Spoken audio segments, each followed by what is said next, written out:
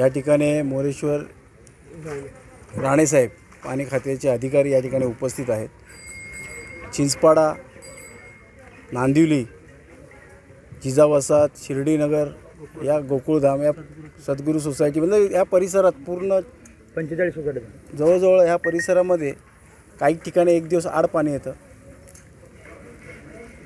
आणि सकाळी काही ठिकाणी 5 वाजता पाणी सोडतात तर त्या अर्ध्या एक तासात पाणी ते बंद होतं।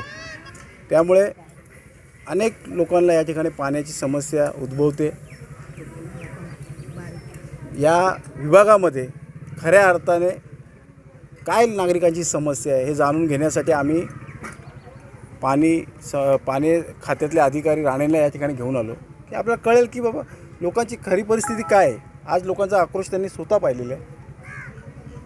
या विभागामध्ये पाण्याची टंचाई एवढी कुणकुणते की लोकांना म्हणजे स्वयंपाकापुरती पण पाणी व्यवस्थित मिळत नाही अशी परिस्थिती असल्यामुळे या ठिकाणचं लोकांची मानसिकता पाण्याच्या बाबतीत अतिशय वेदनादायी झालेली आहे। या ठिकाणी राणेसाहेबांनी सांगितलं की आम्ही इथे 6च्या लाईनची काल आयुक्त महोदयांनी लाईन सँक्शन केलेली आहे। 15 दिवसानंतर टेंडरिंग होणार, त्यामुळे येणाऱ्या काळामध्ये या विभागातली समस्या पाण्याची जी आहे ती टळून जाईल। सध्या पाणी सोडल्यानंतरसुद्धा या ठिकाणी बऱ्याच पाण्याचं पाईपांचं त्यांनी इकडे नियोजन केलेलं आहे। म्हणजे टँकरद्वारेसुद्धा ते पाणी लोकांपर्यंत पोहोचेल असं त्यांनी या ठिकाणी शाश्वती दिली, त्याबद्दल त्यांचा धन्यवाद देतो।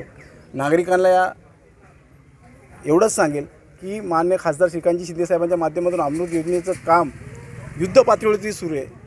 आत्ताच आपल्या नांदिवलीतली टाकी पूर्णपणे बनलेली आहे। जवळजवळ 1 लाख लिटर एवढ्या पाण्याचं त्या ठिकाणी साठा राहणार आहे।